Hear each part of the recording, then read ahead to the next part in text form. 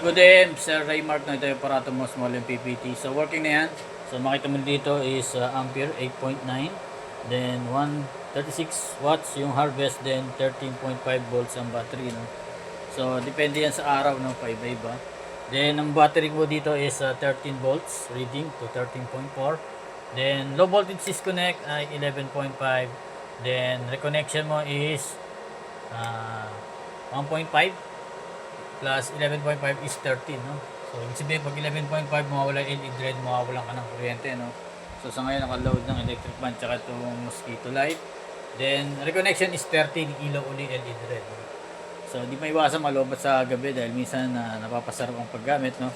So, daytime, walang problema, 100 watts per hour daytime, no? Maghapon yun, TV electric fan sabay. Then, pwede ka mag-washing machine dito sa tanghali, no? Dahil pure sine wave na inverter mo, 1000 watts surge, then 500 watts ang continuous. So 300 watts solar washing machine, walang problema, twin tab.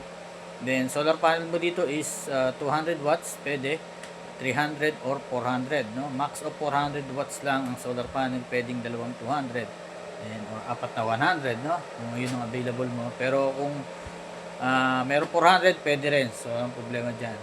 So yan, naka-load yung electric fan nga tsaka to, no. Then lagyan natin ng isang medyo malakas na load tong barena natin, no. Ayan. So assuming ito yung washing machine natin, papakita ko sa iyo yung reaction ng battery, no, kapag malakas ang load mo. So siyempre magre-react yung battery, no. So sa ngayon stable siya 13.2 to 13, no, dahil may araw, no. Then pag nilagyan natin ng barena yan,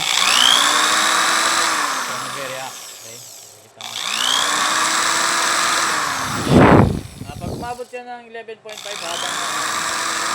habang naka-load, no, ay mamamatay yan. So kasama na rin yung protection niya o overload, no. Ibig sabihin nun, sagad na yung battery mo at umaabot ng 11.5, mamamatay yan. Pero sa ngayon hindi, dahil malakas ang battery mo, 13 pa, masagad lang ng 12 yung battery mo. So salamat ulit sa pagtitiwala, sir, no. So breaker ng solar panel, breaker ng battery, breaker ng inverter. So lagyan natin ng marking yan. Then may battery clamp na kasama to. So pwede mo i-upgrade yan kung sakali, no, gawin mong terminal lug. Then yan, normal yung inverter natin na mainit. Blower is automatic yan. Kapag malakas ang harvest, magbo-blow. Then kapag mainit yung inverter mo na, ay nagbo-blow din yan. So sa ngayon, miikot yan. Okay.